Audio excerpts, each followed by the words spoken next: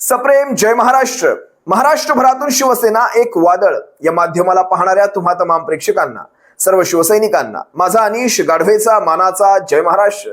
जर पहिल्यांदा शिवसेना एक वादळ या माध्यमाला आपण युट्यूबवर पाहत असाल तर तुम्हा तमाम प्रेक्षकांना कळकळीची विनंती, ताबडतोब या माध्यमाला आपण सर्वांनी सबस्क्राईब करा. महाराष्ट्रभर शिवसेनेच्या ज्वलंत विचारांना पोहोचवणाऱ्या या माध्यमाला तुम्ही सर्वांनी मिळून मोठं करा ही नम्र विनंती करतो. आज शिंदे टोळीच्या त्या शिंदे गटाच्या एका टुकार प्रवक्तीने आपल्या ज्ञानाचे प्रदर्शन महाराष्ट्राला घडवले, आपल्या अकलेचे तारे तोडले. नको तिथे तोंड घालण्याची ही सवय. बघा, शिंदे गटाच्या एका प्रवक्तीने ज्यावेळेस जय महाराष्ट्र नावाच्या वृत्तवाहिनीवर आपल्या अकलेचे ज्ञानाचे प्रदर्शन मांडले, मला हसू येत होतं. तिला एवढं सुद्धा साधं कळू नये. विधान परिषदेसाठी कोटा आहे 29 आमदारांचा. किती? 29 आमदारांचा.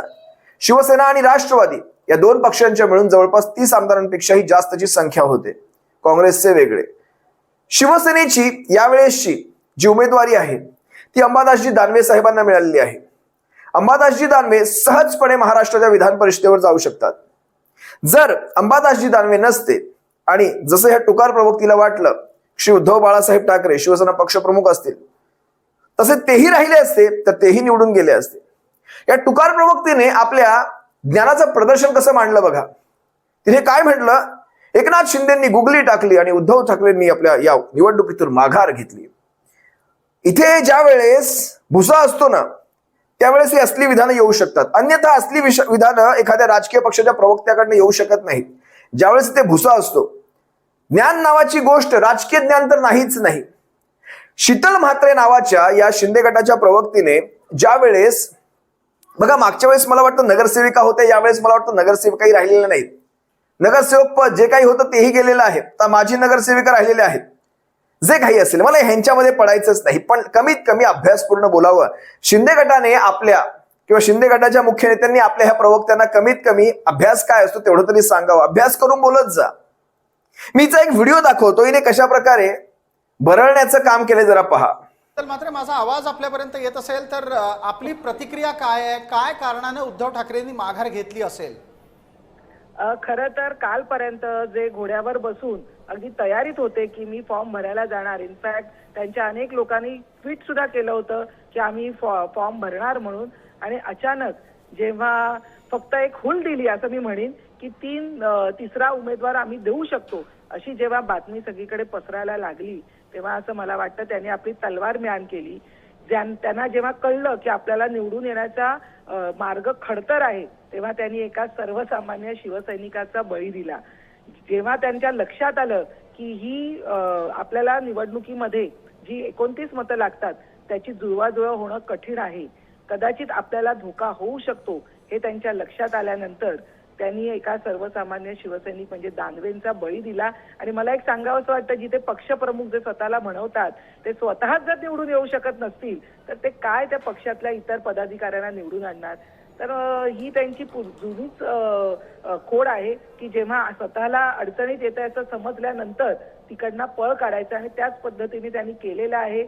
आणि कदाचित मला दुसरंही प्रसादजी असं वाटतं की इलेक्शनच्या वेळेला कदाचित त्यांना आपली संपत्ती जाहीर करावी लागेल की काय, म्हणून सुद्धा कदाचित त्यांनी हे टाळलं असावं असंही बऱ्याच ठिकाणी म्हटलं जातंय. तर मला खरोखर गंमत वाटते की एका पक्षाचे पक्षप्रमुख या अशा पद्धतीने पराभवाच्या भीतीने माघार घेतात. खरं तर त्यांनी विधान परिषदेत येऊन फार काही उजेड पाडला नव्हता.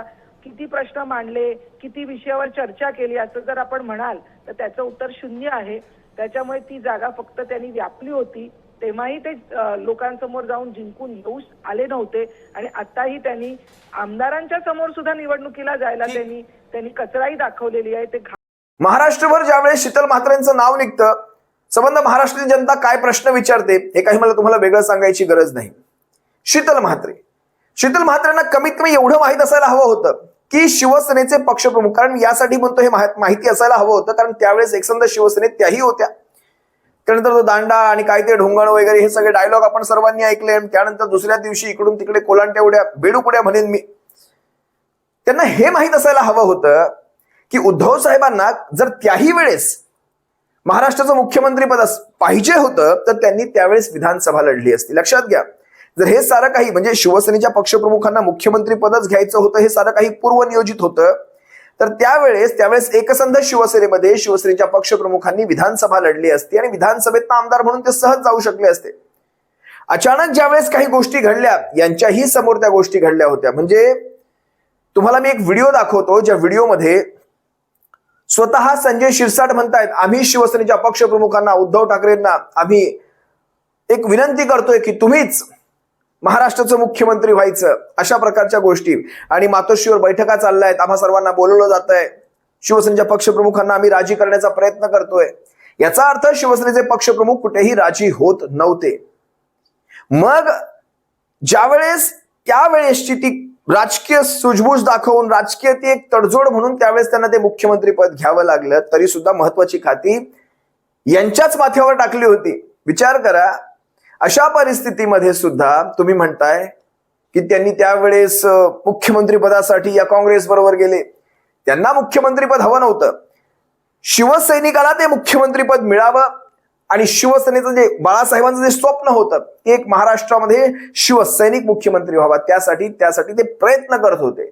पण त्यावेळेसची राजकीय ती घडामोड पाहता, राजकीय तडजोड पाहता, भारतीय जनता पक्षासोबत आपण बाहेर पडलो होतो, त्या सगळ्या गोष्टी, काँग्रेसचा दबाव, या सगळ्या गोष्टी पाहता ते करावं लागलं होतं. एकदा हा व्हिडिओ पहा. हमारे संग शिवसेना के विधायक हैं सर, मातोश्री से बैठक के बाहर आप निकले हैं, आप क्या सार्थक संवाद हुआ, सरकार बनाने को लेकर साफ हुआ कुछ अभी? नहीं, कुछ नहीं. उद्धव साहब ने हमको सबको कॉल किए थे, उन्होंने हमारे 4-5 दिनों में जो घटना घटी है उसके बारे में मालूमात दिए और बहुत अच्छी खबर आने के संकेत उन्होंने दिए.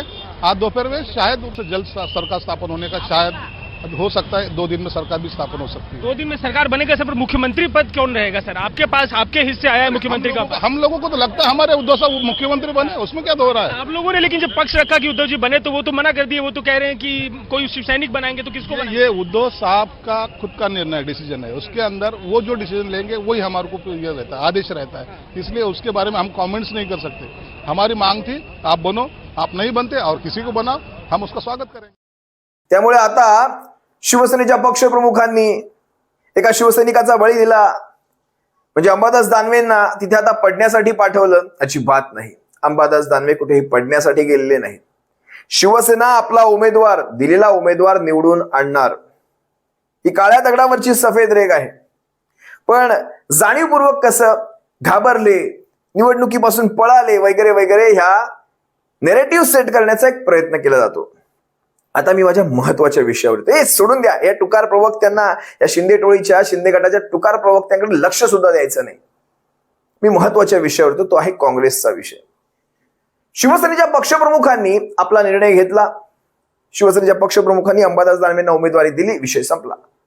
शिवसेनेत एकदा उमेदवारी दिली, एकदा शब्द दिला, विषय संपला.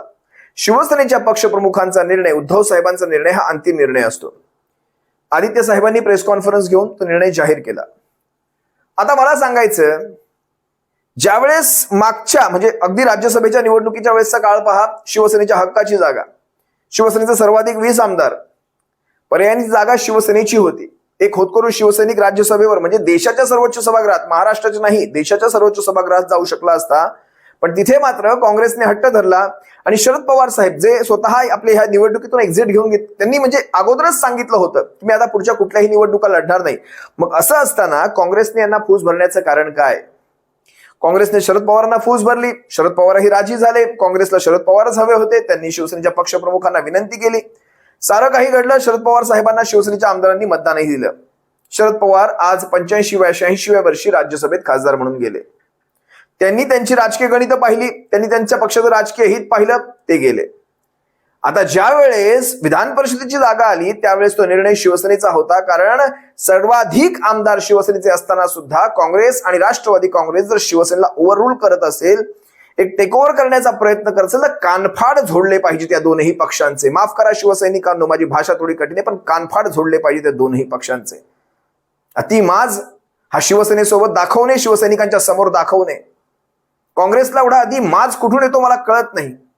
देशभर यांना उलट टांगलंय भारतीय जनता पक्षाने. तिथे सोडून आज काँग्रेस ही भारतीय जनता पक्षासोबत लढण्याऐवजी शिवसेनेसोबत महाराष्ट्रात लढण्याचा प्रयत्न करते. हे कितपत योग्य आहे? काँग्रेसला हा एवढा अतिमाज येण्याचं कारण काय? मागच्या वेळेस ज्यावेळेस राष्ट्रवादी काँग्रेस पक्षाची ती जागा नसताना सुद्धा शिवसेनेच्या कोट्यातली जागा काँग्रेसच्या त्या विनवणीमुळे शिवसेनेच्या पक्षप्रमुखांनी त्यावेळेस देऊ केली. शरद पवार साहेब तिथे राज्यसभेवर गेले, विषय संपला होता तिथे. मग आता शिवसेनेने कोणाला उमेदवारी द्यावी, कोणाला उमेदवारी न द्यावी, हा प्रश्न यांच्या नेत्यांचा काय येतो? यांच्या नेत्यांशी डिस्कशन, चर्चा करण्याचा काय संबंध? ज्यावेळेस चर्चा झाली, शिवसेने अंतर्गत ठरवलं आमचा हा उमेदवार आहे, तुम्हाला सांगितलं, विषय संपला. तुम्हाला सांगितलं, विषय संपला. हे राष्ट्रवादी काँग्रेस आणि काँग्रेस पक्ष म्हणजे भारतीय जनता पक्ष ही तीच पद्धत अवलंबत होता. आता काँग्रेस पक्ष ही तीच पद्धत जर अवलंबत असेल तर शिवसेनेने आपल्या स्टाईलमध्ये या काँग्रेसची ढेकणं ठेचून काढावीत. या काँग्रेसच्या ढेकणांना अगदी पायाखाली टच्च करून फोडून टाकावं. एवढा माज बरा नव्हे. मी आज भाई जगतापांचं स्टेटमेंट ऐकलं. भाई जगताप म्हणतायत, तसे भाई जगतापांचे माझे खूप चांगले संबंध, पण ज्यावेळेस संबंध, तुमचे माझे संबंध हे पक्षाच्या पलीकडे जाऊन आमच्या उमेदवारांवर बोलण्याविषयी तुमची मजल जाईल, तिथपर्यंत जर आमच्या उमेदवारांना तुम्ही म्हणाल की आम्ही तुमच्या विरोधात दुसरा उमेदवार देऊ, काँग्रेसची एवढी मजल, एवढा माज काँग्रेसला. जरा पहा भाई जगताप काय म्हणतात. उद्धव ठाकरे विधान परिषदेची निवडणूक लढणार नसतील तर काँग्रेस उमेदवारी देण्याबद्दल विचार करेल, असं काँग्रेस नेत्यांनी म्हटलं होतं. पण ठाकरेंच्या शिवसेनेनं उद्धव ठाकरेंऐवजी दानवेंचं नाव घोषित केलंय. त्यामुळे काँग्रेस यावर आता काय निर्णय घेणार याकडे सर्वांच्या नजरा लागून राहिल्या आहेत. विधान परिषदेसाठी अर्ज भरण्याची शेवटची मुदत गुरुवारी दुपारी 3 वाजेपर्यंतची आहे. प्रदेशाध्यक्ष स्वतः दिल्लीमध्ये आहेत आणि कन्सेन्ससने ही उमेदवारी झालेली नाही, ही माझी माहिती आहे. आणि त्यामुळे कदाचित काँग्रेस आपला उमेदवार देईल. एवढंच नाही, भाई जगतापांचं सोडा, यांचे विजय वडेट्टीवार माझामध्ये म्हणतायत शिवसेनेचे पक्षप्रमुख उद्धव साहेब जर लढले असते तरच काही तर आमचा पाठिंबा होता, पण आता जर त्यांनी दुसरा उमेदवार दिला असेल तर आम्ही विचार करू, त्यांच्याकडून फोन येऊ द्या, वगैरे वगैरे गोष्टी करणारे हे वडेट्टीवार असतील, हे भाई जगताप असतील, हे सकपाळ असतील. तुमच्याविषयी आदर करतो याचा अर्थ तुम्ही आमच्या डोक्यावर बसून हे करू नये. लक्षात घ्या, आम्ही शिवसेना आहोत. आम्ही जर त्या शिंदे टोळीला ठोकू शकतो, आम्ही भाजपाला ठोकू शकतो. आमच्या 20 आमदारांवर जाऊ नका. आमचा सध्या संघर्षाचा काळ आहे. आम्ही या संघर्षाच्या काळात कमळीची चिथडे करू शकतो, शिंदे टोळीला सकाळ संध्याकाळ ठोकू शकतो, तर तुमचाही चिथडा करण्यामध्ये आम्ही मागे पुढे पाहणार नाही. माझी भाषा आज थोडी घसरते, माफ करा शिवसैनिकांना. पण काँग्रेसला हा एवढा माज येतो कुठून? विजय वडेट्टीवार कुठल्या अधिकाराने म्हणतो की आमच्याशी चर्चा झाली नाही? गरज काय? तुम्ही कोण? हा काँग्रेस कोण शिवसेनेला शिकवणारा? शिवसेनेने काय करायला हवं, शिवसेनेने कोणाशी चर्चा करायला हवी, हा काँग्रेस आहे कोण? आपण एका विशिष्ट कार्यक्रमाद्वारे एकत्र आलो आहोत, मिनिमम कॉमन प्रोग्रामसह एकत्र आलो आहोत. तुम्ही आमच्यावर ओव्हररूल करण्याचा प्रयत्न करू नका. पहा विजय वडेट्टीवार काय म्हणाला होता.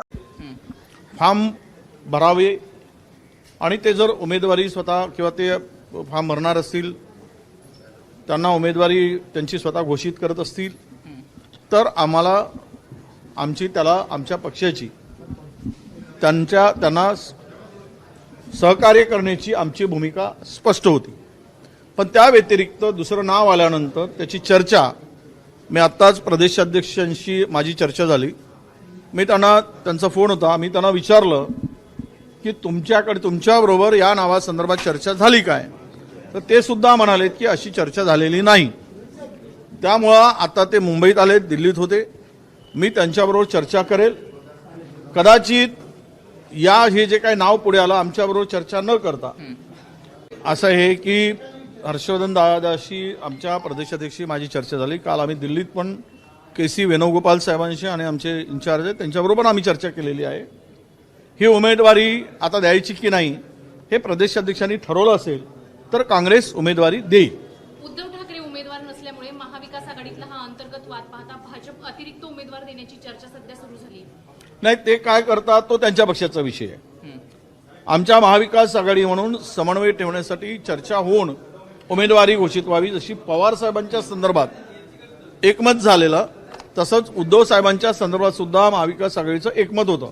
संदर्भात चर्चा झाली. मग त्यावेळेस नेमकी चर्चा काय झाली आणि आता तुम्ही म्हणताय की चर्चा आमच्यासोबत केलीच नाही संगनमताने? नाही, विधान परिषद चर्चा झाली. ती उद्धव साहेबांनी ती निवडणूक लढावावी, ते उमेदवार होत असतील तर आमचा त्याला विरोध नाही, ही चर्चा झाली.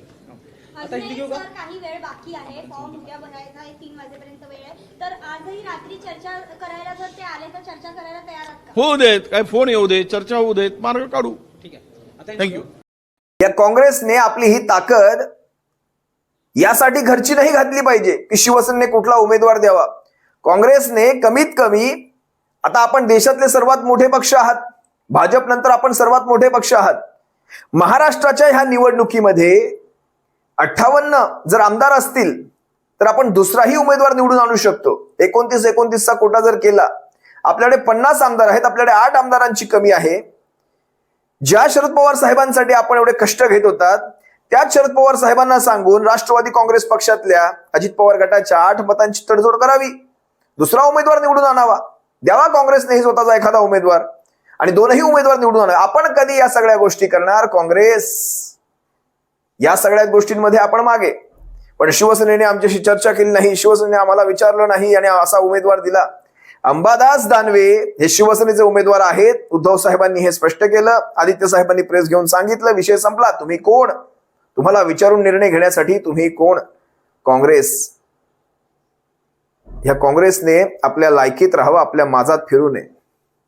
असो, शिवसेनेच्या पक्षप्रमुखांनी निर्णय घेतलेला आहे, विषय संपला. अंबादासजी दानवे साहेब हे महाराष्ट्राच्या विधान परिषदेवर, महाराष्ट्राच्या सर्वोच्च सभागृहात जातील. अनेक गोष्टी आहेत. खरं तर मागच्या वेळेसच्या मी काही आकडेवाऱ्यांना आणलं होतं, राज्यसभेच्या कशी किती कुठे मतदान झालं. याही वेळेस 29चा कोटा आहे. शिवसेना राष्ट्रवादी दोघांकडे मिळून 30चे आमदार आहेत.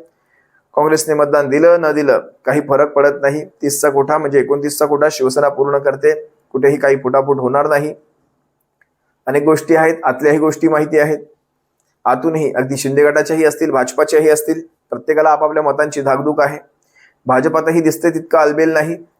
भाजपातही चिडीचिडीचं वातावरण आहे. ज्या ज्या उमेदवारांची घोषणा केलेली आहे, अनेकांच्या पायाखालची वाळू सरकलेली आहे, अनेक आमदारांच्या. लक्षात घ्या, त्यांच्यामध्येही आणि या सगळ्या गुप्त मतदानामध्ये कुठे काय कोण कोणाला घोडे लावून जाईल हे काही कळणार नाही. त्यामुळे असो, जे काही असेल ते असेल. आपण काही दुसऱ्या उमेदवारासाठी, म्हणजे जे मगाशी मी तुम्हाला म्हणालो 29+29, आपल्याकडे 50 आहेत, 8 आमदारांची जुळवाजुळव करा, दुसराही आमदार निवडून जाईल. त्यासाठी प्रयत्न करा. एकमेकांची ठासून काढण्यामध्ये आपली ऊर्जा वायाला घालवू नका. काँग्रेस हा तुम्हाला एक मैत्रीपूर्ण सल्ला देतो आणि आम्हाला, आमच्यासारख्या माणसांना कृपया अशा प्रकारची विधानं पुन्हा करायला लावू नका. हे तुमच्या हातात आहे. आणि ते सोडून द्या, त्या टुकार प्रवक्त्यांचं, शिंदे गटाच्या सोडून द्या. त्यांच्यावर काही फार बोलण्यासारखी एवढी त्यांची किंमतही नाही आणि त्यांना आम्ही किंमत देतही नाही. असो, तुर्तास तुम्हा सर्वांची रजा घेतो. सप्रेम. जय महाराष्ट्र. काळजी घ्या. जय महाराष्ट्र.